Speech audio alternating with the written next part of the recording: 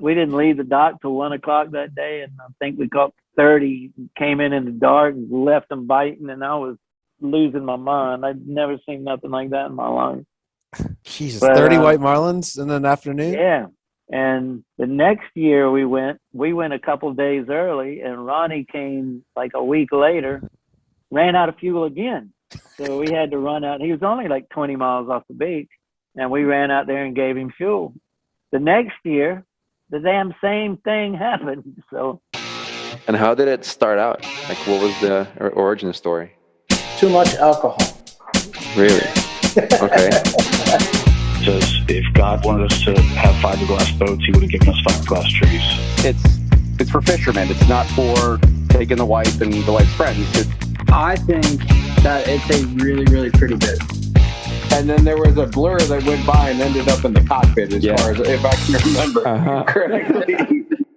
What's up, everybody? Welcome back to the State of Sport Fishing podcast. I'm Nick Carullo. I'm joined by Anthony Pino with Hooked Optics and Captain of the Blood Money. Every Tuesday we meet. We're joined by a captain, mate, boat builder, or owner in the industry discussing different techniques and skill sets around the world. Before I welcome our guests, I would like to remind you that we don't make any money from this. We don't run ads. All we ask is that if this podcast brought you any value in any way, just do us a favor and refer a friend. With that said, let's introduce our guest and a legend, well-known Captain Bubba Carter. Thanks for joining us today, Bubba. How you doing? I'm doing great. Thanks for having me. Pleasure to have you. So yeah, Bubba, just have you do a little intro about yourself, maybe where you got started, and we'll go from there. For the 6 people that don't know who you are. Well, it all started in it used to be a little tiny quaint island called Hilton Head, South Carolina, but it's Disney World now. It's my dad was a charter boat captain, and I started fishing with him when I was like 9 years old. And, you know, mostly Spanish mackerel and bottom fishing. And the first time we got to go to the Gulf Stream, I was just amazed at what was happening. It was, I mean, he introduced me to how magical everything was. And I was like 13 the first time I saw a blue. I actually gaffed my first blue marlin when I was 13. And I was addicted. And I ran my dad's boat when I became 18. I ran it in South Carolina and in Palm Beach. And then started going to work for other people from Palm Beach, doing 6 months in Palm Beach and 6 months in Oregon Inlet, North Carolina. And I did that for about 5 years, and then started going south. Started going to Florida and the Bahamas, and Florida, Mexico, Florida, St. Thomas, Florida, Venezuela, and fell in love with Venezuela, fell in love with St. Thomas, did both of those for like 11 seasons, lived in Venezuela for almost 6 years. But I came to Costa Rica kind of on a dare, brought a little 43-foot Merritt boat all the way from Palm Beach to here, and just fell in love with the place. It was magical, and stayed here for 11 years and just wanted to see different latitudes, and went back to Venezuela for the marlin fishing and to St. Thomas, and did that for a while, and came back here 11 years ago and stayed here ever since. It's calm here. It's easy to get to. Government's pretty safe. Everything's safe and easy. And the sail fishing is unbelievable. And now with the Seamount fishing, it's the best blue marlin fishing on the planet. It's just unbelievable numbers. And I can't say how much I enjoy it or love doing it. We're a big part of putting the buoys out and everything on the Seamount and maintaining them. And it's pretty amazing to see that many blue marlin in a day if you're really into blue marlin fishing. And that kind of brings you up to where I am right now, just short story version of it. Yeah, that's amazing. I did do a couple seasons in Australia, though, but I have to say were highlights of my career. The people, the fishing, the whole idea of the Great Barrier Reef and the size of the fish. I mean, it's Jurassic Park over there. The dream of catching the 1,000-pounders. You can do it. I mean, you go we fished 72 days the first season over there and caught 5 over $1,000. And we fished 90 days the second season. I went and caught 6 over $1,000. Wow. To that's the Harvard Graduate School of killing big fish. I mean, you think you know how to do it, but them Aussie boys, they'll teach you something. Yeah, that's incredible. Those black marlins are have a different attitude once they get to the boat, don't they, Bubba? I've only caught maybe a handful of them, and they've all been small They do. ones. I mean, there's that standing argument that a blue marlin will pull a black marlin around backwards. Most of the black marlin we catch over there are on 130, and not a lot of people catch fish blue marlin on 130 anywhere. So those black marlin, they pull just fine. They pull good, and they, when they get close to the boat, their pec fins don't lay down, so it's like a big planer, and they do something with their bladder or something at like 90 feet, and they just lock themselves right there, and it's real hard to break them out of it. But if you keep them on the surface and get on them quick, it's pretty good. But sometimes that last 90 feet is really tough. Interesting.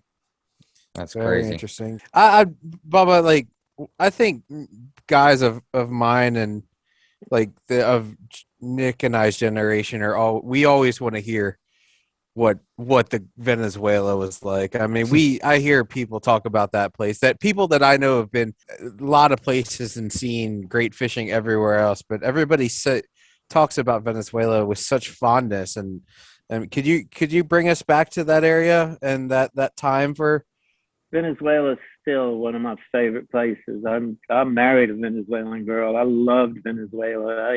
Venezuela fishing it's rougher there. I mean, it's kind of a young man's place because it's really rough.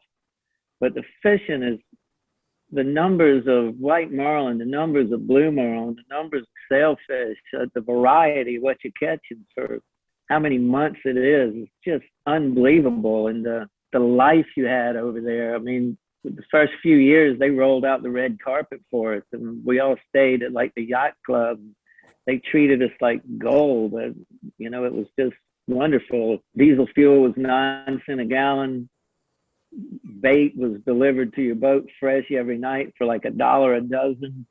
Stockage was $200 a month, and it was just a great life. I mean, you had 30 boats over there with 3 crew on each boat and the owners, and you knew pretty much everybody. It was a little international family, and everybody communicated where the fish were, and it was not top secret anything. Everybody put you on the fish, and it was magical, the variety of what you'd catch. I mean, your best day was 45 white marlin, and I think we caught 9 blue marlin in a day, 3 days in a row there.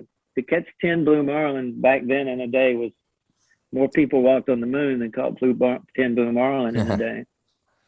But it was just a magical place. The people treated you great. And, socialism took it over, and it went really bad. It's worse than they'll ever tell you about it. I don't know if we'll ever get back there. I mean, if it changed today, it'd be 10 years before they got the infrastructure back. We were there for mudslide, which was horrible. I mean, at that time, that was the biggest natural disaster in biblical history. 40,000 people died. And we were there. We were stuck there for 5 days, and it was just total destruction.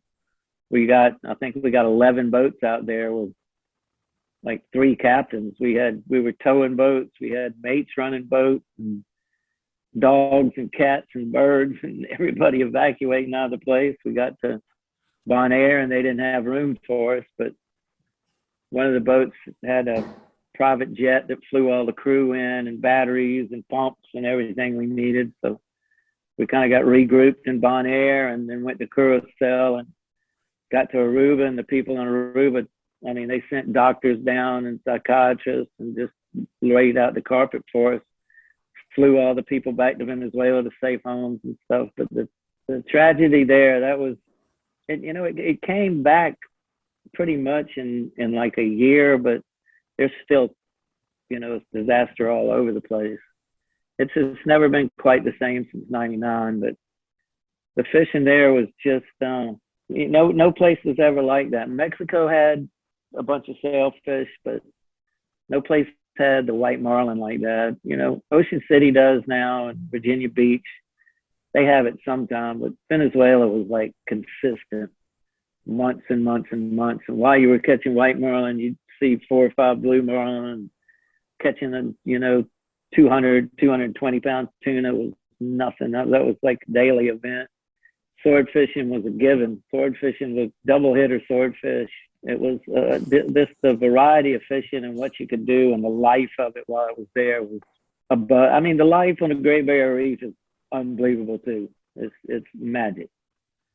And the life in St. Thomas is everybody lives on the boat. Everything's in Red Hook. Everybody is in one little place, and that's a great place to be and be in the sport fishing industry. But Venezuela was kind of the top gun showed up there, and it was the competition was large. You did your best every day, and you had to because the best guys were there doing it. But to tell you how good the fishing was, we caught a fantasy slam there. We caught 5 different species in a day.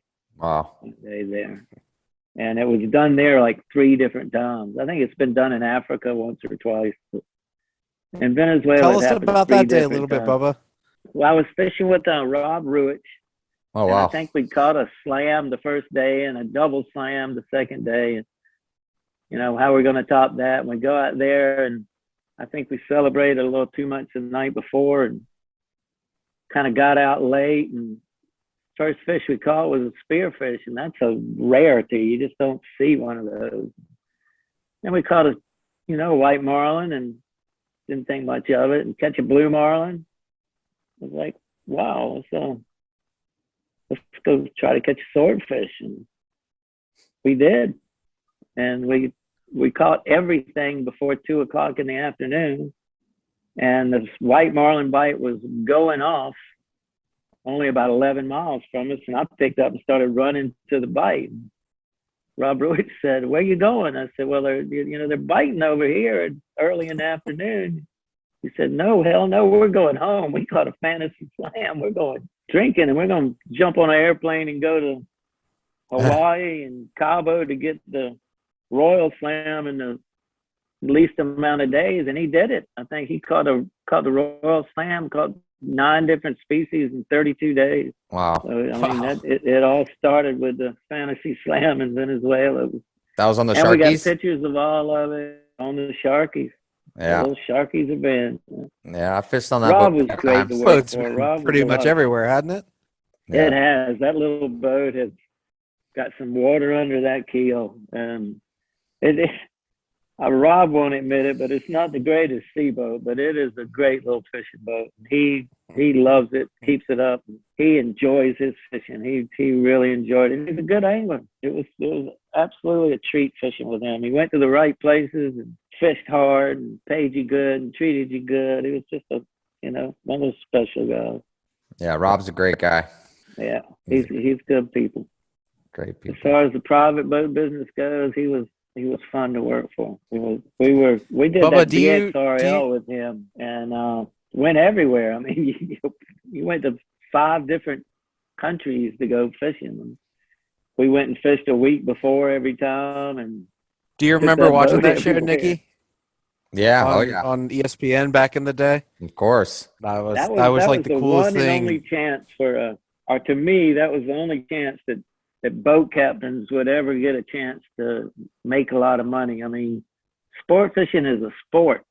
Yeah. But anybody that gets to the top of their game in their sport, like tennis, baseball, football, anything, they're in 6-digit figures, 7 sometimes. But in sport fishing, you're not. Or maybe these days some people are. But the answer to that is the reason there's no money in it is because there's no bleachers. I mean, if you could pay for somebody to watch it, we could sell it. But I think ESPN and that almost had it going. I mean, we had sponsors and we had people doing it, but it fell apart. I wish they'd bring something like that back together again. It was a good idea. I'm glad you brought that up, Bubba. Because that had such a big impact on me, Bubba. That was so young when you guys were doing that that I don't even I couldn't tell you some of the guys that were on there. I'm sure. I mean, I don't remember you specifically being on there. That's how young I was. I just didn't know who anybody was, but I just remember that watching that and being like, "This is just the coolest shit in the entire world." Like I was like, man, like I didn't even think that it was possible for me to be doing something like that at some point. So Yeah. it was It was fun to do too. I mean, there were a lot of rules. You couldn't you had to have your shirt on, and you couldn't smoke a cigarette, and they'd stick this camera about 3 inches from your face, and you had to do like 11 o'clock or 10 and noon and 2 o'clock report. And I'd always take my shirt off or something. I didn't like the camera in my face. I wasn't good with the camera. That's probably why you didn't know me. But it was, if they could ever do an unplugged version to let you know what went on behind the scenes, it would sell. It'd be a whole lot better than the Kardashians. I tell you that. I agree. Yeah, I feel like everybody's always had that sort of, man, like they should just show what goes on around these fucking docks. And yeah, I mean, it would be great television, but it wouldn't, for some people, it wouldn't work out very well. Oh, it would probably break up some marriages and stuff. No, it was a lot going on behind the scenes. There's a lot that you got to do before you get there and get started. It's not just the running out that day and catching the fish that day. The behind the scenes of it, the people that you were traveling with, the people that were in it, the 11 teams or whatever, we all got really close. I mean, we were spending a lot of time together, and that was a good memory with good people. It was everybody bonded.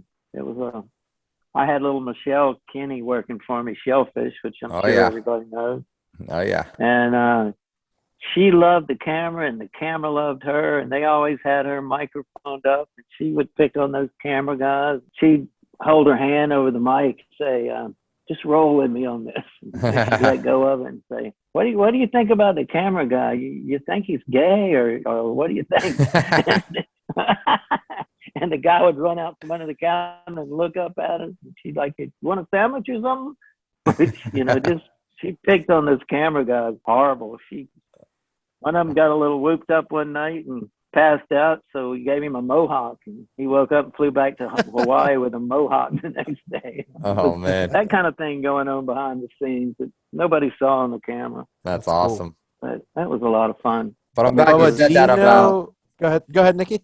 No, I was so, it's cool for Bubba to bring that up about just the sport fishing and, how we don't get paid as much as, maybe some of these athletes. And that's we're at the top of or Bubba, or, he's at the top of his game, just like the rest of those guys, there's no reason why we shouldn't. No bleachers. No bleachers.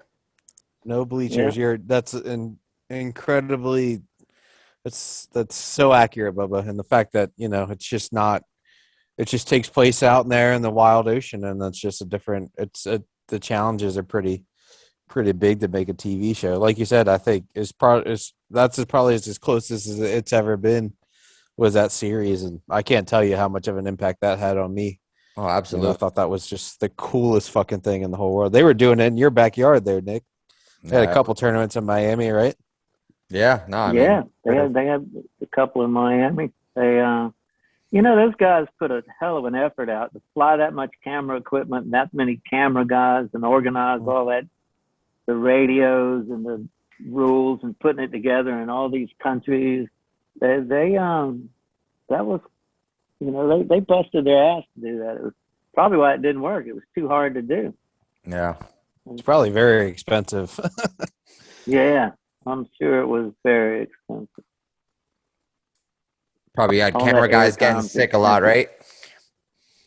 Yeah, we had a couple of camera guys get sick, but after a while they had the same crew that would come. So you got to know the camera guys and the sound guys and, Norm Isaac in the morning. And it was, some people just love that microphone, and they're great with it. Rob Ruich was great on television. Some people, as soon as that camera gets in their face, they clam up. It's television. Yeah, it was fun to be on it. That's awesome. Go ahead, Anthony. I know you had something. Something my mother could watch.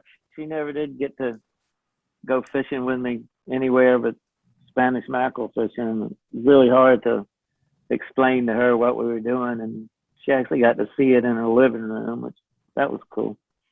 Yeah, that's She amazing. must have been super proud. That must have been. I mean, she Yeah. must have been just glowing, telling all her friends, "Yeah, it's going to be on TV on Saturday morning on ESPN." You know. Oh, I mean, that my parents, my dad was my biggest fan, but when I got home, it was, you know, get a haircut and a real job, all this kind of stuff. Yeah, I think they were proud. I'm pretty sure they were. I lost my mom in April. She was just a special woman.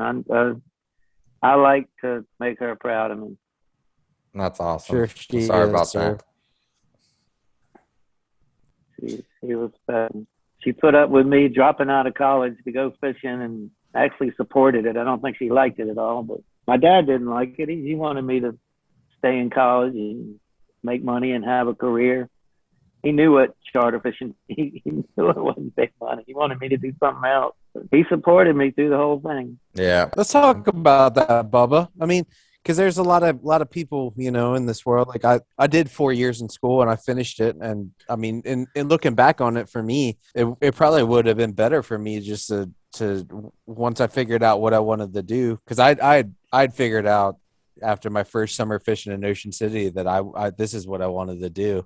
And then I just decided, everybody told me that I should finish my school, and I did, and that was all well and good. But I mean, tell us about that sort of decision making and what path led you down, Bubba. Because I mean, there's a lot of people that are scared to follow what they want to, what they really feel like they should be doing in life, or maybe not scared, but they have a lot of trepidation. And I mean, any insight would be greatly appreciated. I think you kind of know. I mean, like you said, once you started doing it, you knew. I mean, when I was 9 years old, I knew I wanted to be a boat captain, and I wanted to be a sport fishing captain, and I wanted to be a good one. And if a 20-year-old were to ask me right now, should I do this? You know, I'd tell him the truth. You know, you're not going to make a lot of money doing this. You're really not, but you're going to have a lot of fun. It's a good life, but you're not going to have a portfolio or a big retirement unless you got daddy money or somebody else money or a rich wife, because there's just not that much money in it. If you're doing it for the money, you know, don't do it. The truth of the matter is you can make more money at McDonald's than you do in sport fishing, but you're not gonna love your life. Like, you don't, and this life, you don't know when it's Saturday, Sunday, Monday, or Wednesday. It's all the same day. You're in the ocean. You're doing what you love. So it's, in a way, you hadn't worked a day in your life. You're doing what you love to do. But at 65, when you look back at it and you think, well, I'm going to have to do this till, I mean, charter boat captains don't retire. They expire. And that's, you know, you got to go till you can't, because you just don't put enough money away. Maybe the small one. I mean, there's some guys out there that ran private boats for 20 years and got paid well and invested well and were smart with business and put it away, and they've got some retirement. But it's you're not in it for the money. You're in it for the love. It's so good. That's good, Bubba. I mean, you gotta, now saying that, you're a lot to do this. Yeah, that's all for sure. It's passion. Yeah, and I think that's why we all do it, or at least the ones that make it a good career. Yeah, you're not, unless you got the passion for it, you're not going to be in it long, because it takes more from you than it gives you. Yeah, that's for sure. That's a very so accurate good statement. Yeah. So, Bubba, you're 65. You fished. I mean, your resume is insane, and you fish everywhere that was the hot spot. That you've seen multiple hot spots come and go for whatever reason. You're in one of the best hot spots. Like, I mean, do you ever have a day where you're just like, man, fuck, I just would rather sleep in? Or do you just, is it every day you still got that fire burning inside of you? Every day. I mean, you wake up, can't wait to go, and you're tired, and you think, oh man, it'd be nice to sleep in one day, or be nice to have a day off. And the problem with when you're doing, like in Costa Rica, we're fishing 200, 230 days a year, and year in and year out. And when you're not fishing, you're fixing your boat. Mhm. So to me, a day off is turn off the phone, close the curtains, crank up the AC, do a movie marathon, and eat ice cream. You know, just don't do nothing. You know, get out of the sun, get away from the phone calls. And about 1 or 2 days of that, and then you're like, I got to get back out there. I mean, it's been 3 weeks since I've fished right now, and mentally it's killing me. You have to be out there. It's part of you. Yeah. I mean, it's if you're not waking up to go out there, you wake up and go, well, what the hell am I doing? You go work on the boat. When you work on the boat, you spend money. You need to be out there. When you're in land, you spend money. It's endless. Out there, you're making money. That's right. So that just comes from within you. You're just that fired up now still. So there's hope for me and Nick. When I quit getting fired up, I'll quit. When I quit learning something every time I go out there, I'll write a book. But right now, I still love it. That's amazing. I still learn something every day, and there's a whole lot of fishermen out there that are better than me. Those guys just do it. I have to try harder to do it, but I leave earlier, I come in later, and I do it more days. And a lot of the guys that are real good are, you know, they do it on a private boat, and they don't go as many days. They're better at it than I am, but and they're making more money, and they have more of a life. But my life is fishing. That's enough for me. That's what I really want to do, and I still really want to do it. And if I quit really wanting to do it, or quit waking up and thinking, oh, I don't want to go, then it's time to hang it up. But for right now, I still got some juice in me. I hope I can go for a lot. There's a lot more fish to catch. All this marlin fishing is just, I mean, we fished 62 seamount trips this season. Wow. 422 blue marlin. Incredible. And yeah, you just don't do that. And I mean, Cape Verde might do something close to that. And, you know, this striped marlin fishing in Cabo is unbelievable. Those guys are, you know, catching 100 a day right now. And, you know, the want and desire to be there and do that. Yeah, I'm jealous as hell of those guys. But I love the fact that this blue marlin fishing is in my backyard. I get to do that again next year. And stuff like that keeps me going. And the sailfish numbers, that keeps you going because the people that you take. You catch a 10-year-old, his first one, or, you know, you catch somebody their first one, or catch somebody 30 in a day, and their minds blown. They've never seen anything like that. That's what keeps you doing it.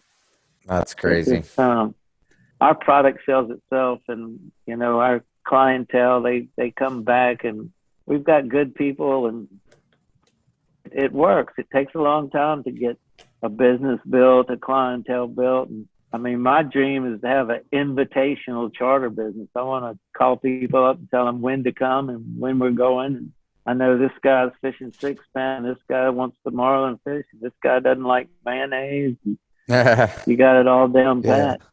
How long have you been doing the FAD trip, the Seamount trips? We've been doing the Seamount trips 8 years now. And we were really, I mean, there was one guy that was doing it out of Golfito, and there was one buoy, and we really didn't believe it. And we went out there, and it was good. And then 4 or 5 boats got on it. He invested all the money and the time to put it out and was kind of upset. And I don't want to blame him a bit. So he kind of took it away. So we had to put some of our own out, and the marina put some out, and we put some out. And it's just kind of developed to a lot of people put their private ones out. The private boats put theirs out. It's a good feeling. You're kind of farming blue marlin. You put these things out there, and 3 months later, you go out there and catch a dozen blue marlin off of them. You kind of feel like you did something, and you tell your buddy where it is, and he goes and catches them. The problem is I don't have enough money to finance what these things. I mean, they cost. By the time you buy the materials, ship them here, put it together, store the stuff, pay the fuel, tow the barge, pay the divers, all said and done, it's about 12, 13 grand a buoy. Oh, And wow. we'll have Oh. like 8 of them out there sometimes, 10. And they, the tuna seiners take them, the longliners drag them off. A lot of things happen to them. So about every 2 months, you got to go put new tops on them and maintain them. And that's a lot of work. But what we do is we ask people to give us some money for it. And, the people that go a lot, the charter boats, they'll pay for it because they're making a living off of it. But the private boats, they'll come to you ahead of time and give you the money up front, let you go buy the materials and have everything ready to go. But there's probably 10 guys that put money in, and there's probably 40 boats that fish it. And you can't shoot them, or yet you can, or maybe one day we can. But How deep is that water? It's the seamounts come out of about 10,000 feet, but they come up to the shallowest one is like 1,400, but most of them are like 2,800 feet. Wow. Is how much we're putting. But the tops are only 40 feet underwater. Gotcha. Now, before those fads were there, Bubba, were there were still fish being caught out there on the seamounts? Or no? I mean the cerveza that they call it, that one of the popular banks, they named it the cerveza because one of the boats, cerveza, was going to Cocos Island and was always catching blue marlin there, coming and going. So, the bottom structure was there, the upwellings were there, the bait was there. The fads just, they just centralize everything. It's the bonitas just froth on that thing sometimes. Just thousands of bonitas. It's pretty amazing to see. You got to have to be careful how you say.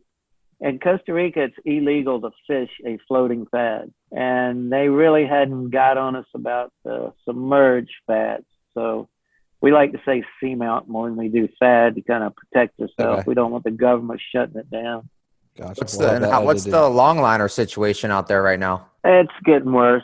The longliners aren't much, but they know exactly where they are. They're putting out 15 miles of line, and the line gets hung on it, and they know where it is. But they can catch the bait off of it, catch live bait, and fill the line up with it, and they do real good. They really hurt the blue marlin quite a bit, but nothing we can do about it. They, some wealthy American sport fishing boats not going to tell the government how their poor little artisanal fishermen has to change their ways. So, I mean, we did pass a law that they can't export sailfish out of Costa Rica, but they just stick them in a truck and take them to Nicaragua or Panama. And we did not include blue marlin in that. So they kind of, they hurt them pretty bad. But they're not really targeting them then. It's a bycatch, but it's a large bycatch. It's a shame.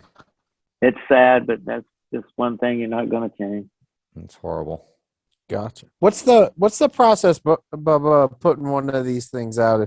If you don't have to elaborate if you don't want to, but I've just always been interested in. I mean, I know it's a fucking production. It's a production. I mean, before we were using a 4x4x6 concrete block that we had to push a barge up on the beach and get a forklift down to load the barge up at high tide and push it out and tow that barge out at 4 or 5 knots and push the thing off the barge. And we've done that up until a year ago. So we discovered that this Dyneema line, it's like a 9,000-pound breaking strength, and it floats, and that we can make steel plates and put like 15 plates together. Each plate weighs about 120 pounds, and you carry them down to the boat and put it together on the boat, and bolt them together, and throw it over out of your own boat.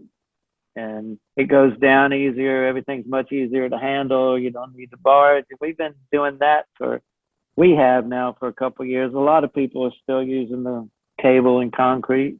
A couple of the boats, the private boats, the guys really good at it, have been using the Dyneema for about 4 years, and they've got it down. Their stuff works. And we're working with a couple of those guys now, and we're kind of getting together the people that put them out and working together to do it, because it's a lot of work. And to try to get out there every 2 months, the fuel you burn and the divers. And we did find out that with the new sonar, finding these things, when the top comes off of them and there's no bait on them, it's real hard to put a top. Some of these main buoys are 100 120 feet deep, and you got to put a diver in a knot and a half current that can spawn that buoy. And it's real hard with a regular up down sounder to mark it. It marks like a fish, and to find it, get on it, put a diver on it was hard. But with the sonar, this thing's like the size of your thumb. You see it 500 feet away, and you see the divers go into it. And it made it a whole lot easier. So our job's gotten a little easier with the sonar boat. But having to stay, you build the blocks in Golfito, you truck them down here, and then you put everything together and get the forklifts and all to get it on the beach. And the most you can take out is 2 at a time. And we're putting out 4 to 6 a year. And then we're putting tops on these things like 3 times a year. So you're out there, a half a dozen days doing nothing but buoy work with divers. And it's pretty dangerous, but once you got all the cable, all the rope in the water, the weight's the last thing that goes over. And there's some trick stuff to it, but if somebody wants to do it, welcome to it. Come put them out. That's one less boat that'll fish on our. Right now, Costa Rica doesn't have laws saying we can't do it, and they go away so fast that they'd be hell bent to find it. It's hard to find. But interesting. Hopefully this fishery stays together for a while, because it's just Costa Rica has Las Sueñas Marina, Capos Marina. They're unbelievably beautiful places, and a fleet of sport fishing boats that are some of the best in the world, the fishermen, and the best in fishing in the world is right here. You've got this incredible sailfish season with blue marlin and tunas and sailfish and 50-pound dorado mixed in 7 months out of the year, and you got this unbelievable marlin fishery 12 months out of the year, or 5 months out of the year. It's actually year round, but the best of it's like June through September. It's good in October. It's real good in October, but the weather's usually pretty. It's rainy season and a lot of lightning in it. And it's we're only in a 43-foot boat. It gets the fun factor goes down when it gets really rough. And what do you you drift at night? You drift at night. We've got a Seakeeper, which is a game changer, and that just made a world of difference.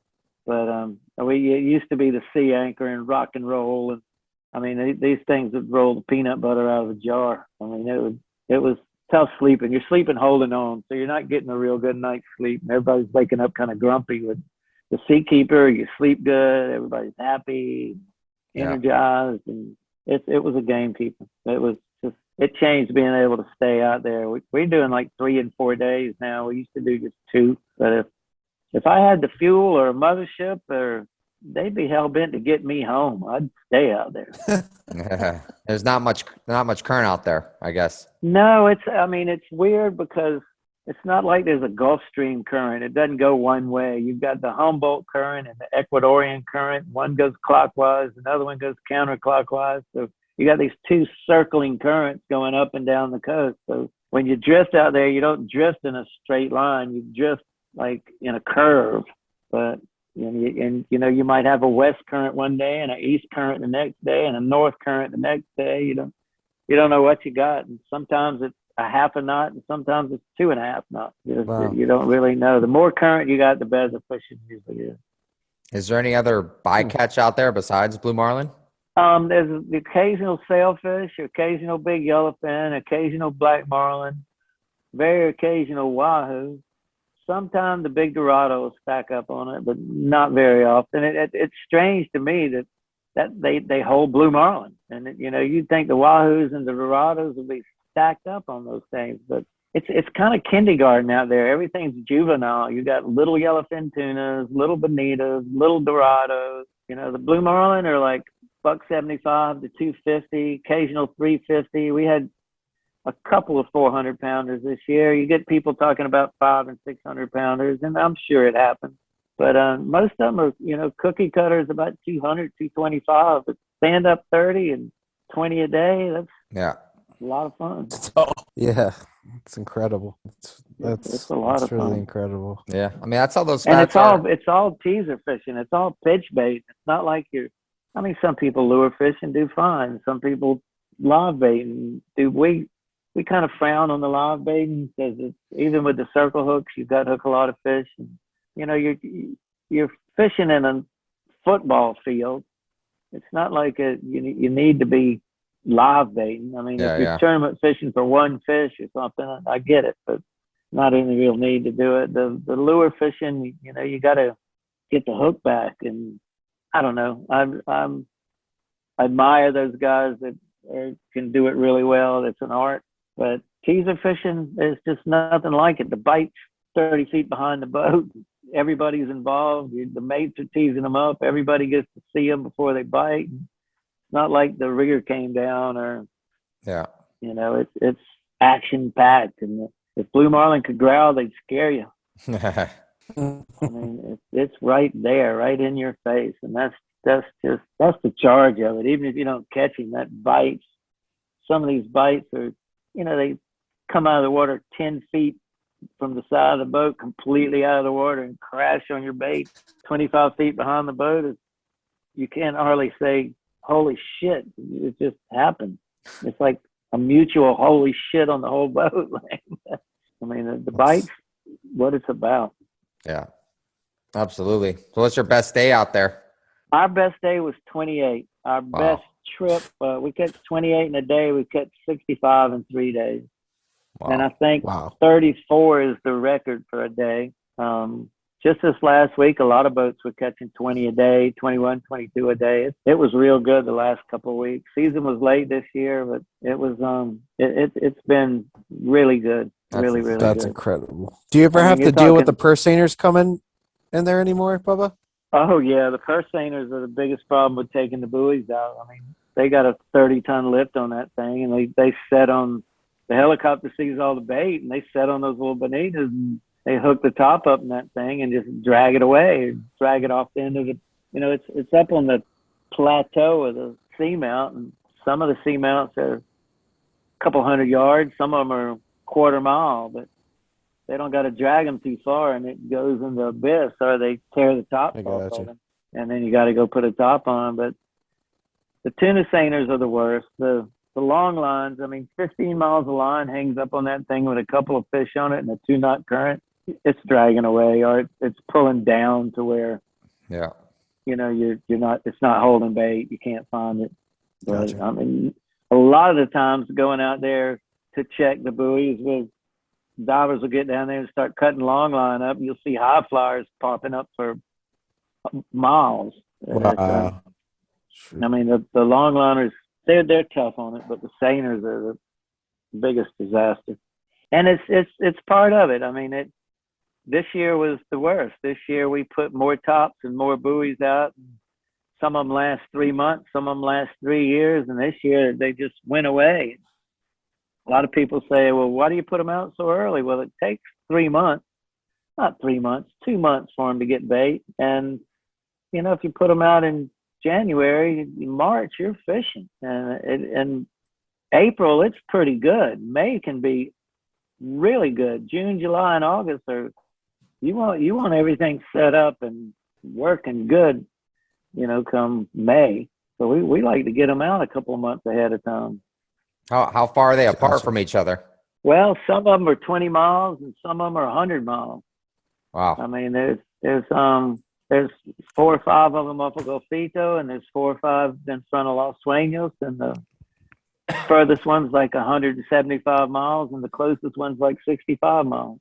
Wow. But you're going offshore. We leave in the afternoon, like 4 o'clock, and you do everything at 8 knots. You fish at 8 knots, you chug at 8 knots, and you try to never run. You might pick up and run between buoys in the day, but you do all your traveling at night. And I mean, we only hold 450 gallons of fuel. We can't run. We can't do that 30-gallon an hour thing. The 3-gallon an hour we can handle.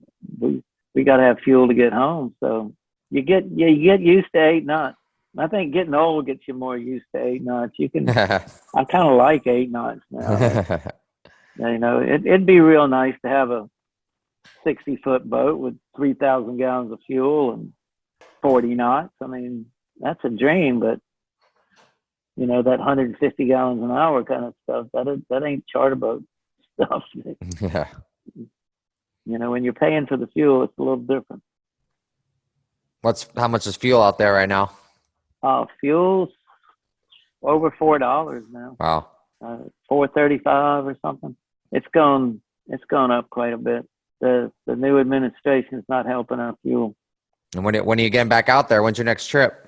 I have a trip on the 7th of November, and we've got a FAD trip on the 13th of November, and I'm praying my shoulder's going to be good enough to go. The doctors are telling me it's not, but we'll find out. It's going to be, I might just ride out and hold on, but just get out there. But our season cranks up a lot, like Thanksgiving, and then we'll go pretty much every day, December, January, February, March, and then we'll break right back into our FAD season, our Seamount season. Seamount, yeah. Is it still pretty? I've never been down there this time of year, Bubba.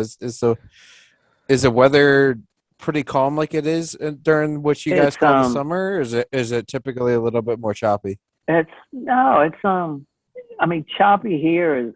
These guys are really spoiled. 2 to 3 foot is choppy. You've got 9 out of 10 days it's glass calm, and yeah, it's a little windier. And October used to be like our worst month for the rain, but we've had the last couple of weeks have been beautiful weather here, and we had a little bit rougher seamount season this year than the rest of them. We had a lot of storms. But the storm's usually not all day. It's a couple of hours and it passes through and then it's calm again. It's not horrible all day long. And usually you'll have kind of like Florida, you have a great morning about 3 in the afternoon, you have a rainstorm and then it clears up. That's kind of your day. Gotcha. It's really green and not a lot of people around. It's low season, so it's a beautiful time to be here. That's great. So Bubba, let's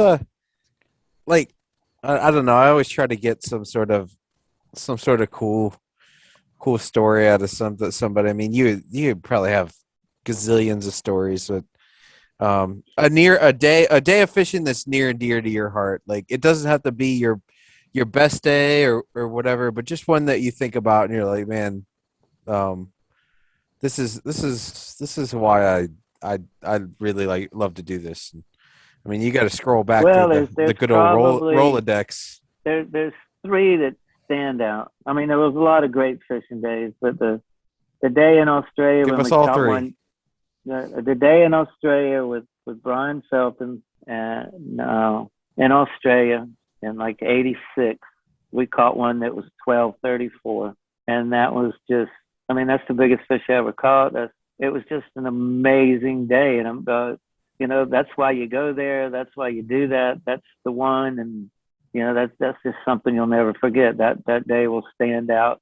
For being Australia, for the people you were with and what happened, that one stands out. That was a big day. Another day, we caught 85 sails in a day right out of here in Costa Rica. And it was just everywhere you looked, there was sailfish cutting, sailfish free jumping, marking bait, like an Alfred Hitchcock movie of birds on the water. And you trolled 100 yards and you had 4 on, you trolled 100 yards and you had 4 on. It was just sick. It was the day you dream about. And that's still there's 2 or 3 boats that have caught 85. There's rumors of boats catching more, but that's a pretty solid number. And when was that, Bubba? That was that's going to go back 7 years ago. Okay. And in April, too, late in the season, that happened. Wow. And a couple years ago when we caught 28 blue marlin in a day. And we caught almost 20 every day for 3 days. And that's the magic number. 10 is what you try to catch. But to make a rum drink, smoke a cigar, and it's kind of funny when you're out there. It's not like you fly flags and you come into the dock pounding your chest. You reel in everything, you have dinner, you look at the same faces you looked at all day long, and you kind of go, you believe we did that? There's no real bragging or sitting at the bar or what you did. You kind of do that when you come in, sometime, but it's Do basically you just the feel like experience that- of what you had on the boat. Do you feel like that sometimes separates maybe that sort of fishing where you're kind of out there just doing it for yourself and your crew and the people on the boat is kind of brings you back to why you started in the first place versus like maybe, I mean, everybody loves a roll in the marina with the most flags in a day, but like some days you just want to go out there and go fishing and not have to worry about that. And do you feel like It's it's a big commitment to go fishing and that to go out there and just be by yourself out there with the crew that you're with? Like it definitely I feel like it definitely separates the people who love it to fish and they love it to do it for other reasons. It's the only people you're competing with is yourself, and it's so surreal that none of you can believe what you did, and you can't hardly sleep that night thinking you might do it again the next day. But there's no braggadocious or anything about it. You did it, you did it, and you feel really good about it. You're pretty proud of yourself. You don't need any fanfare to tell you so. Yeah. Bubba, what was cool.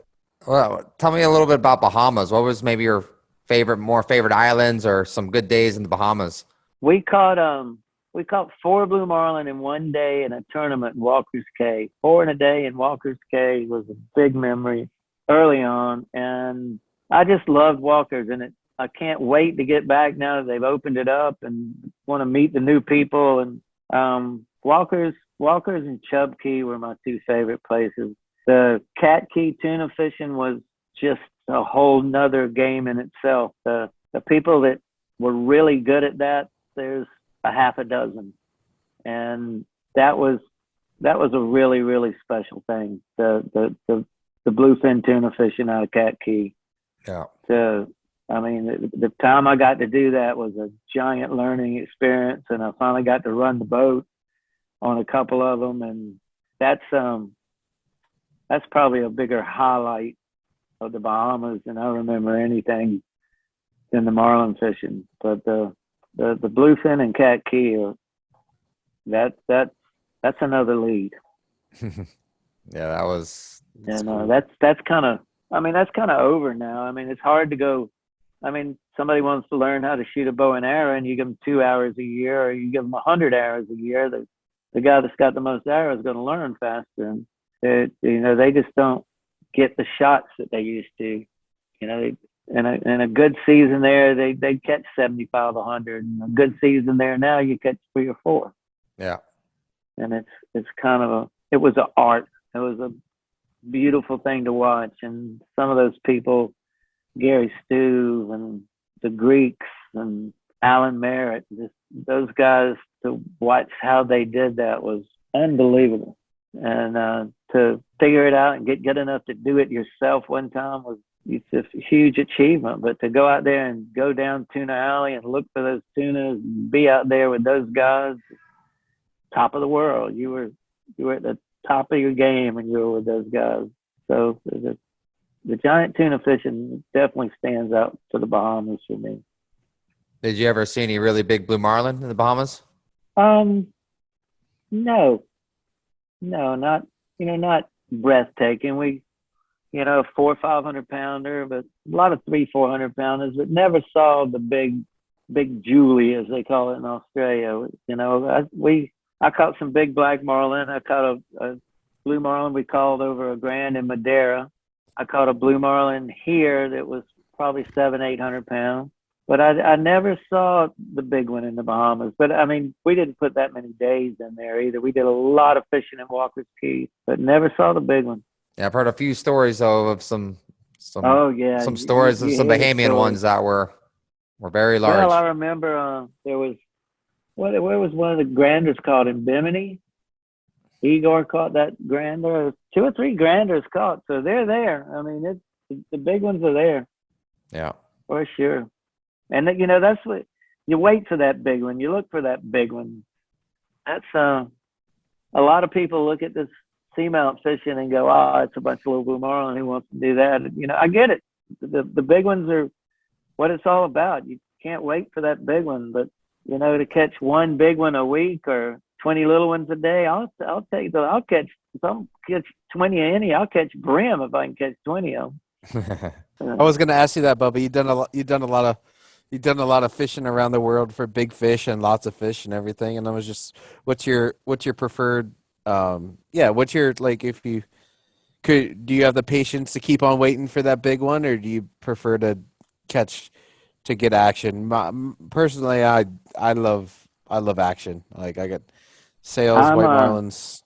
I'm very happy with those. I'm addicted to the action. I patience is a virtue. Possess it if you can. Seldom found in a woman, never in a man. So, I'm not. And you're charter fishing. You got people looking at you like, we're gonna get a bite. Where are they? And when you got a lot of action, the people are happy. And the waiting on the big one, that's what makes the big one so magical. You waited that long to get him. I'd love to go back to Madeira and catch a big one, but I'd a whole lot rather go to Australia and have a lot better chance of catching a big one. And the big ones, big tackle, the whole game, the excitement of the big one, that still charges me up. I still like that, but I'm afraid I'm addicted to the action. I like the quantity. Yeah, well, that's amazing stuff. That's really cool, Bubba. We appreciate it. It's I could just talk to you. I just want to just listen to more stories, man. Just anywhere. Give us another one. One more, Bubba. Give us a cool one. It doesn't have just some wild one that you and I don't know. Are you buddies with Butch Cox? Yes, I am. Very good buddies with Butch that guy. Cox. Butch and I fished a lot in Venezuela together. I figured I figured you guys were down there that time of year, around that time, and he's always got some incredible stories. Oh, Butch is. It's not really a story, but I got to tell you a little about Butch. Is the Howard Cosell of announcing on the radio. He you'll be talking to him and he go, wait a minute, I got old Blue Marlin after me here. He's coming up on that right rigger. Wait, he ain't quite eating it yet. He's right there. Come on, boy. Come on. Oh, we ate it. Oh, we got him on. On the radio. But he would Howard Cosell every bite he had. And he was just, Butch is a good friend, a good guy, a great fisherman. And he had some problems with prostate cancer, and he beat that, thank God. And he kind of slowed down a little bit, but I totally enjoyed fishing with Butch and hanging with Butch, and we spent a lot of boatyard time in Aruba together, and a lot of dinners and a lot of things we can't talk about. But now Butch was a fabulous fisherman. He was humble about it. He was very good at it, and he enjoyed it. You can tell that the guys that are telling you they're good are never going to be that good. The guys that are enjoying what they're doing and are good, they're going to keep being good because they love what they're doing. Yeah. It's Butch was one of those. He loved what he did. That's amazing. Cool. And you ever fish with Tim Choate? I did. I fished with Tim early days in Venezuela. Tim was actually mating on a boat the first year I was in Venezuela. And he was mating for Ronnie Hamlin. We left the first time I went to Venezuela. I was with Pete Boyness on the Ship's Cafe and Marlboro John on the Tyson's Prize and Ronnie Hamlin on the Marauder. And Choate was his mate. And none of us, Ronnie had been there before. None of us ever have. And we left St. Thomas, and it was supposed to be 50 hours, and we'd be there. At 50 hours, we didn't have land on like a 72-mile radar. And we're like, well, I remember Ronnie telling me, don't worry, Bob, it's hard to miss South America. But we had to transfer fuel to Ronnie because he ran out of fuel. And it was funny, as soon as we transferred the fuel, Ronnie and Tim took off, and now we're chugging. They had enough to run. But the very next year, there's a little story.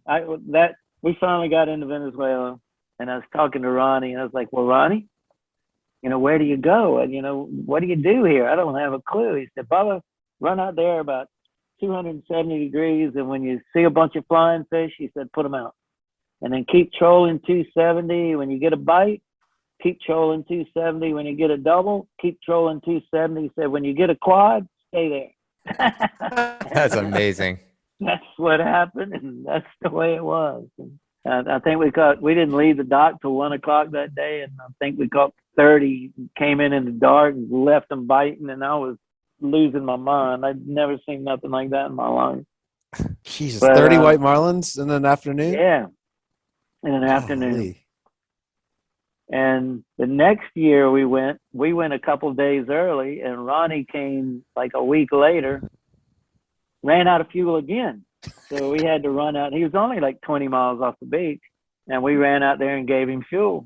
The next year, the damn same thing happened. So if you see Tim again, ask him about running out of fuel going to Venezuela. You get a chuckle out of it. I will. But Tim did amazing stuff for the sport fishing industry, for Costa Rica, for Guatemala, for IGFA, for the Billfish Foundation. Tim was a big part of this sport fishing industry, a big part. He's funnier than hell. He loves his rum and coke. He loves his fishing. He's a treat to hang around, and he did a lot for this business. Yeah, he's a great guy. I kind of grew up with his daughter and had the pleasure to fish with him in Costa Rica one time, so it was great. All right, cool. Daughter got married and everything else now. Yeah. Had a baby and everything. Oh, yeah. See something else. It's all good. All right, guys. Yeah, we appreciate it, Great Bubba. talking to you, man. Yeah, that was Appreciate it, Bubba. That was amazing. All righty. We really appreciate it. Y'all have a good evening, and hope everything comes good. Come see Thank us you, sir. sometime. We'd love to get you out there. Yeah. Come do one of these Seamount Thanks. trips with us. You got to see that stuff before they take it away from us. Yeah. We'd love to do that with Cool. you. Come see it sometime. It's worth it.